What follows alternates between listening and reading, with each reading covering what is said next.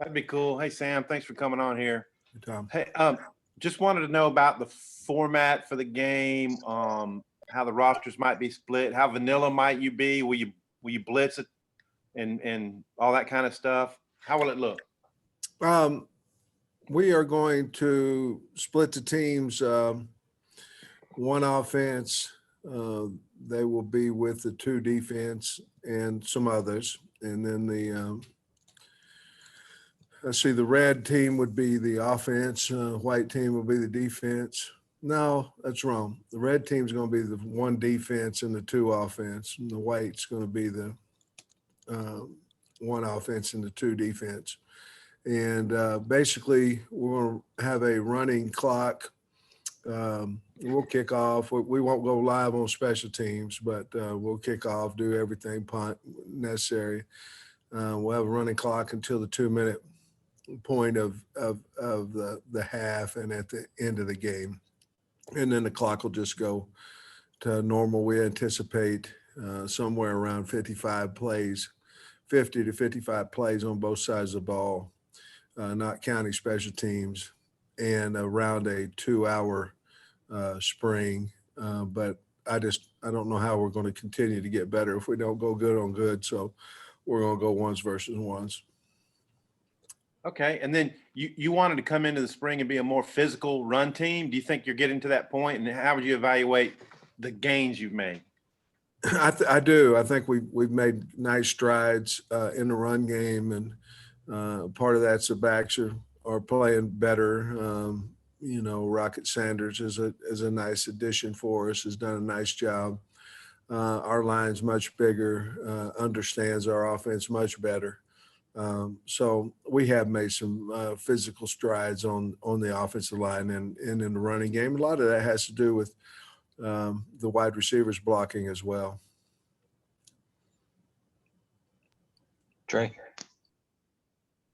Hey, Coach. I was just curious about your thoughts on the quarterback play to this point. What are you looking out of those guys in the spring game? Well, I've been hard on the quarterbacks. I know that the expectations are high for them, however, and they're fine with that. I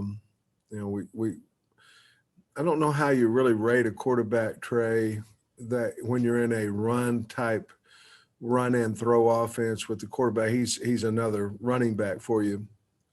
In the spring, if you get close to him, the ball's down and things of that nature. A lot of times guys break an arm tackle, do some things, and it does wonders for their confidence, and then they become a little more accurate throwing the ball and all that, because your mind's very powerful and controls a lot of that.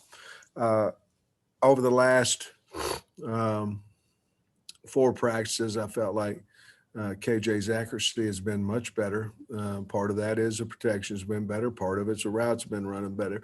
But he's done a good job. Malik is pulling the ball down and running the football when things aren't there a little bit more than sitting in the pocket. So I think we've grown. We're not where we need to be yet, but I think we've grown, and I think we're going to have a good quarterback room by the time August rolls around. Is there anybody specifically that maybe has surprised you that you didn't expect what you got out of them this spring? Yeah, good question. Torian Carter. Torian Carter's had a really good spring, along with Zach Williams at 265 now. The D line has surprised me. I think they're playing better ball than possibly what I might think. Young guy. Pooh Paul's come in and learned the offense, done a really nice job. And Jaden Johnson there at safety has surprised me with his ability to learn the defense and get where he's supposed to be, and with the physicality that he's playing with. Really, those are the guys that that come off of my head just quickly when you ask that question. Thanks. Well, Simeon Blair, we knew he was a player, but he's played really well. So that's been surprising it to obviously his leadership and physicality. Thanks, Coach. Nate. Well, since this is the last time you'll see him in pads until August, just how big a influence does this game have on kind of your summer depth chart as far as since it's the last time you evaluate them? I don't really know, how far this game will go. In other words, is it a 20% of spring ball? Do you put that much weight on it? Probably not. We are interested on seeing who plays a little bit better when there's people in the stands. Certainly we've tried to do that partially with our scrimmages, but I think, we'll see some things that we want to see and things that we don't on Saturday. But I don't know that it's going to weigh a whole lot more than what a normal padded practice would for us. And as far as availability, is there anybody that, you're counting on earlier in the week that won't be able to play this weekend?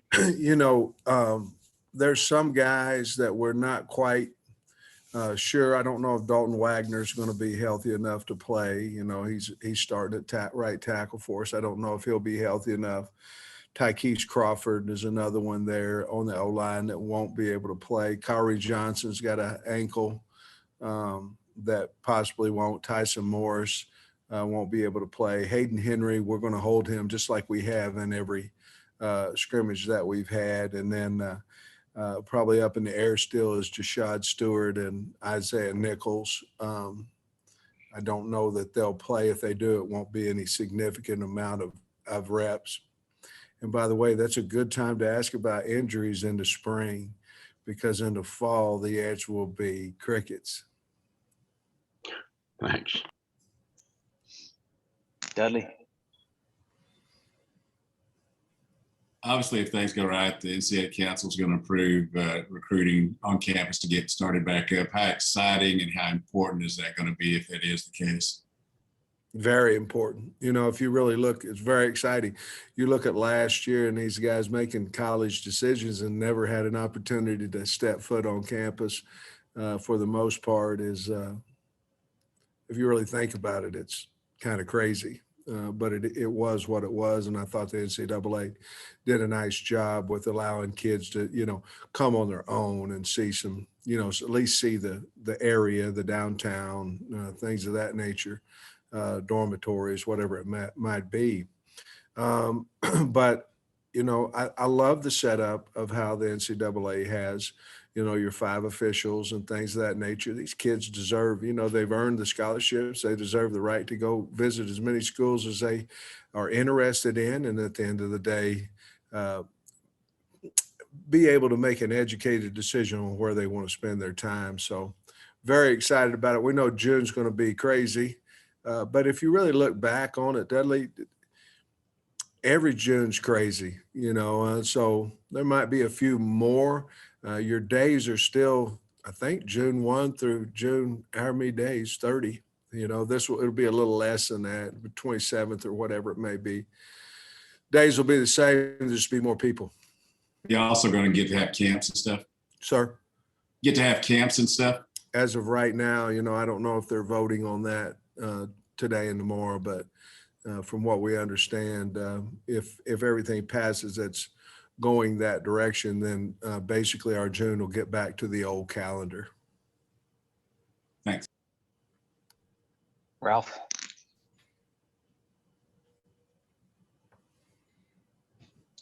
Hey, Sam. Ralph from the Associated Press. Thanks for letting me get a couple of questions in today. Great. We were just talking about the vote on the dead period. The other big thing that's coming up this week, and you've all been expecting it for a while, is the vote on the transfers and how basically everybody's going to be eligible to, immediately eligible. As you sort of look into this new world of transfers and players moving a little more freely, change your program a little bit. Any differences in the way you're going to look at building your roster, knowing that the basketball coach that is really using the transfer portal to Arkansas's advantage? For me, it's more of a pick and play. What it would be a very source of need. and we would need to know the guy. And I really would like him to have played so we can see game tape on him, like a Felipe Franks. I was fortunate to have played against him there at Georgia when he was at Florida, and I was able to see him not only on tape, but see his mannerisms on and off the field. I do think that it's going to pass, and I do think, it could be very good for the kids. I know we all sit here and say, well, if you make a decision, we're teaching these kids that quitting or leaving or moving is okay and all that. But, if you look at it in the coaching world, coaches are able to go take different jobs, and they do. And, that was one of the biggest things about leaving Georgia. The signing date was probably 10 days away, maybe 14 days away. And we had 5 offensive linemen committed, and I had the right to come to Arkansas and be the head coach. And so I think it's headed in the right direction. I think the one-time transfer is the key there, though. I don't think it's let's transfer once a year. It's a one-time transfer, and at some point you got to stick and make it happen and make it work for you. Hayden.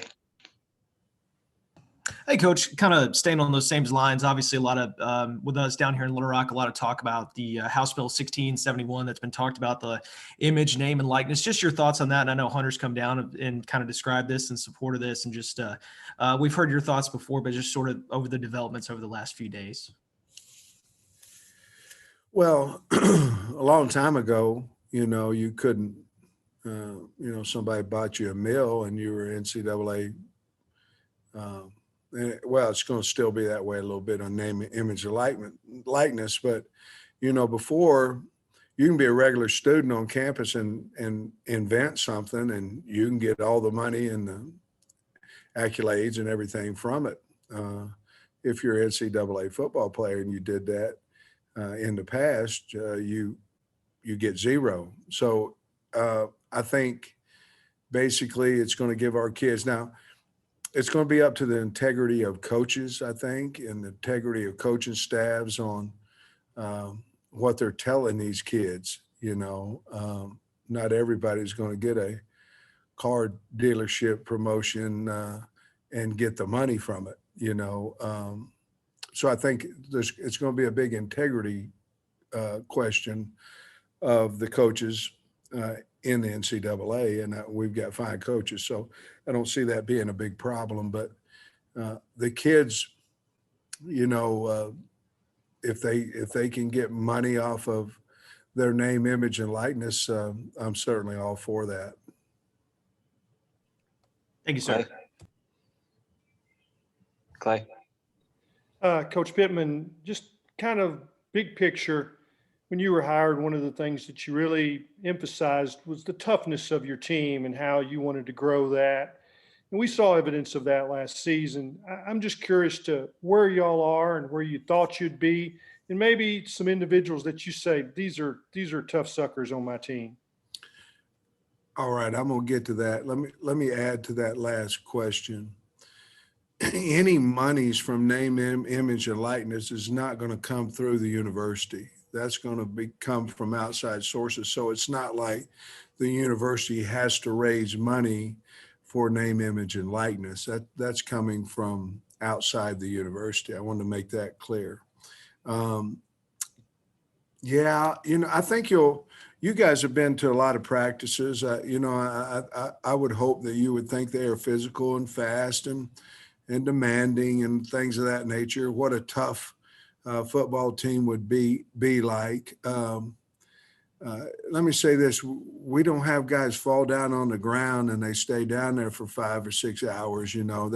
They're getting back up and they're coming back and playing and things of that nature. So,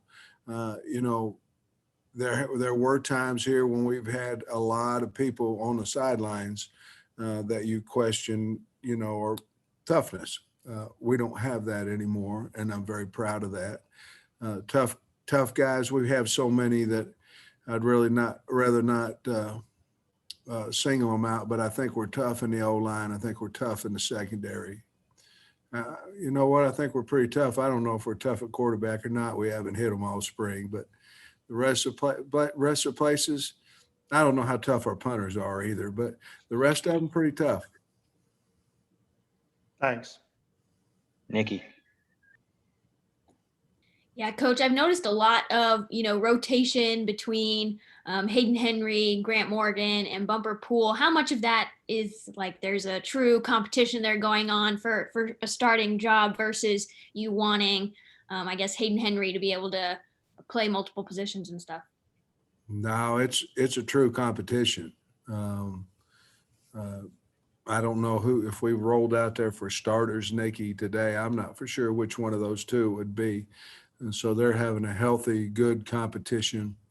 Part of that too, I want to tell you is some of it would be because, we're going to hold Hayden out of any tackling type situation. So, he didn't play in the 2 scrimmages, nor will he in the spring game. That was kind of something that he and I talked about in order to get him to come back, with this, he had some shoulder injuries and some things in the past that he felt like he needed to get healthy. So we certainly wanted him to do that. So part of it's that, but no, there's a real competition there between those two guys. Hutch. Sam, one of y'all's points of emphasis going into the spring was generating more of a pass rush. How would you assess y'all's progress has been in that area?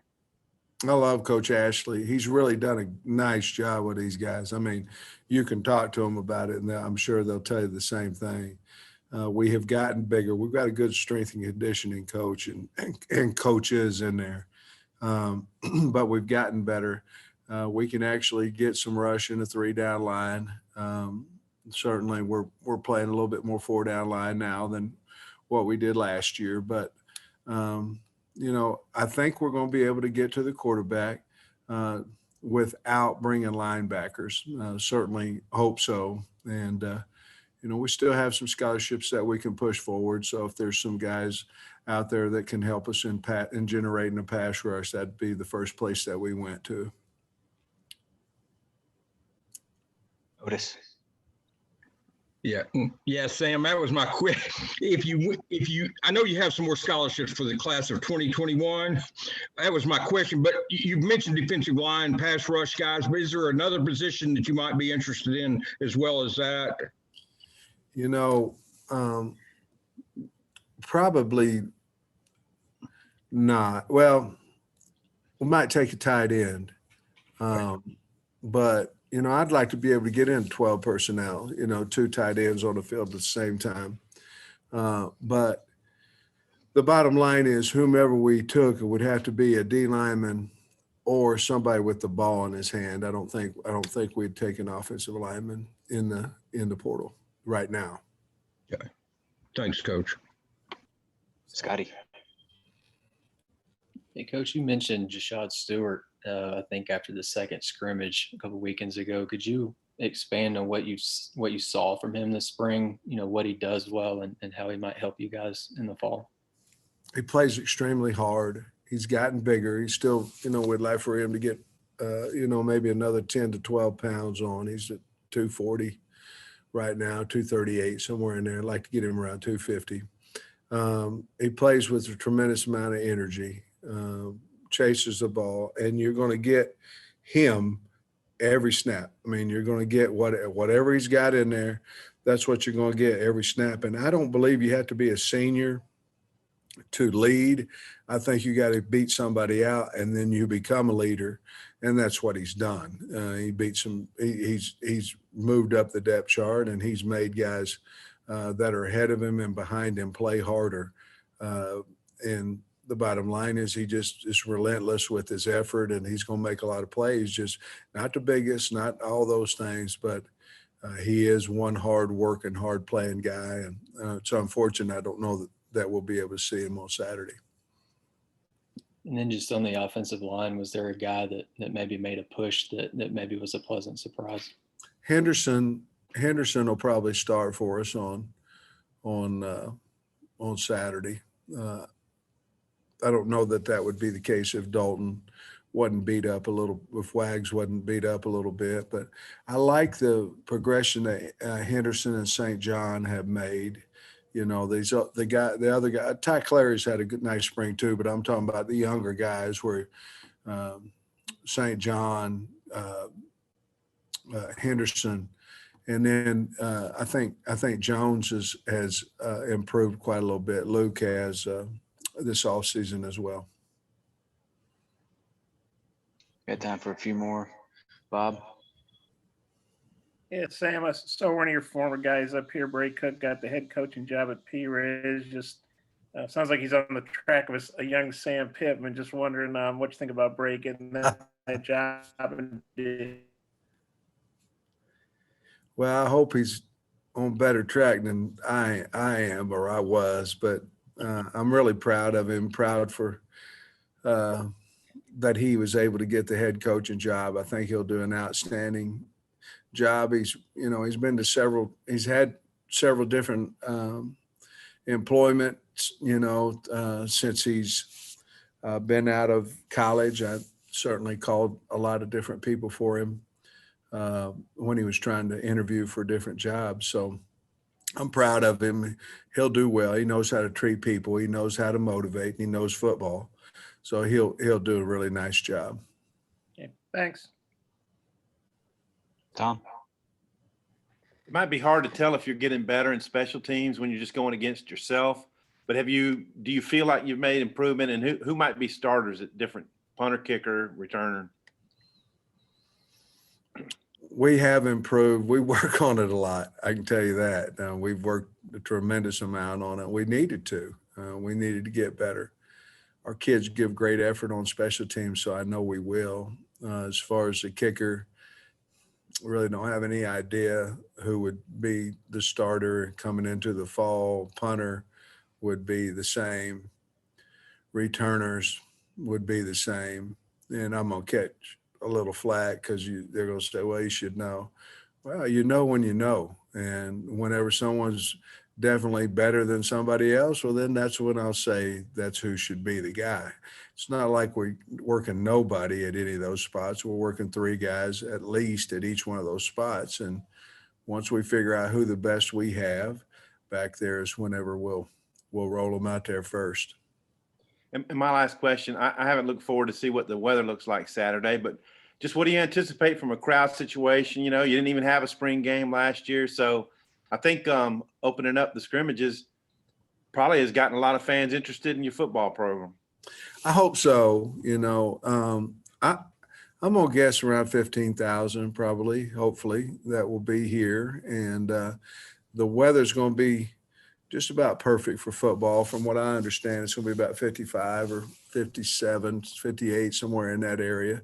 And, I think I saw Steve on here. He'd probably know the weather better than me. But anyway, I think it's going to be a great day for football. I don't think there's much rain in there. And I think we've had 15,000 or close to 15,000 people say that they're coming, on the free ticket type deal.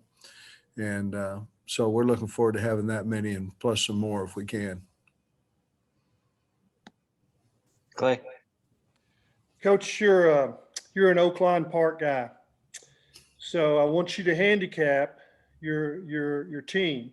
Who'd win at 6 furlongs? Who's a mile 70 guy? And who's a mutter? Ooh, 6 furlongs is going to be probably Josh Oglesby. A little longer than that. I'm going to go with Burks. Traylon Burks, excuse me. And then long distance, man. I don't know, but Malik Hornsby might have a chance to win that 7 furlong race too. But let me look. Long distance, I'm going to go with I'm going to go 1 and 1A. They let you do that too. So I'm going to go with Brooks and Blair, and I'm going to put them as my 2 horses in that race. So how did you do with your handicapping? I bet. And then I think you're supposed to be able to take the ticket back and get money off of it, but I never really got too many of those opportunities. Thanks, Coach. Thank you. Hutch. Sam, you said that Henderson's probably going to start on Saturday at right tackle. If I remember right, last year you couldn't really move him to both sides, left and right. Is he getting more comfortable with that? Is things kind of slowing down for him in that regard? Yeah, I thought we heard him last year, actually, Andrew. I think you and I might have talked about that. But I think that had to do with just age and not understanding football, the plays as much as what he does now. I've actually been impressed when he moved over to right tackle this year. Now, we didn't do that until, Wags got hurt a little bit. So, but he has made that adjustment a lot better than what he did last year. So I think he's maturing there. And to be honest with you need a swing tackle if you don't have two. And hopefully this is preparing him for next season to be the swing if he's not able to start for us. Last one, Kyle. And it's funny Clay just brought up Oakland because that's what I was going to ask about. were there any big winners, and who's the best dressed assistant coach? Ooh. That's like having a derby party and giving out a prize for the best hat. That ain't good, So the best dress, there was a lot of them. There's a lot of good looking guys and they kind of had fun with it. I know who wasn't, that would be me, but there was a lot of good looking guys on our staff. They had a blast. And what was the other question? Oh, any big winners? I don't really know who won and who didn't. I know Coach Odom and Coach Browse hit an exacta there at the end. I think it was on the derby that they were seemed like they was awful happy about. So I don't know. I didn't ask them, but I know this, we had a blast. All right. That'll wrap us up. We'll see a bunch of y'all on Saturday. We'll see a few of you tomorrow at practice. Thanks. Go Hogs.